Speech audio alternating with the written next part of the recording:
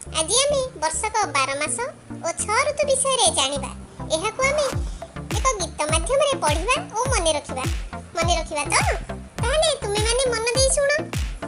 ग्रीष्म बैशाख ज्येष्ठ मास प्रचंड रौद्र प्रकाश वर्षा रे आषाढ़ श्रावण मेघ बरसे घन घन भाद्र आश्विन शरत रे निर्मल शोभा जगत रे हिमे कार्तिक मार्गशीर राति रे पड़ई शिशिर शीत रे पौष माघ मास देह रे रख शीत बास फाल्गुन चैत्र बसंत रे मृदु मलय मनोहरे 12 मासर कथा एही सुण बालके मन देई।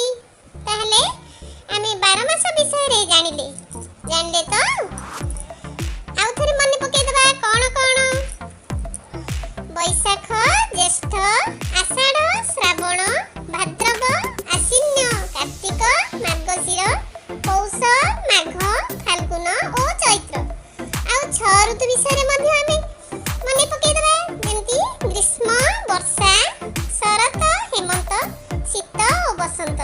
ताहले एई 12 मास और 6 ऋतु को ए भलिया गीत माध्यम रे आमे बारंबार अभ्यास करिबा।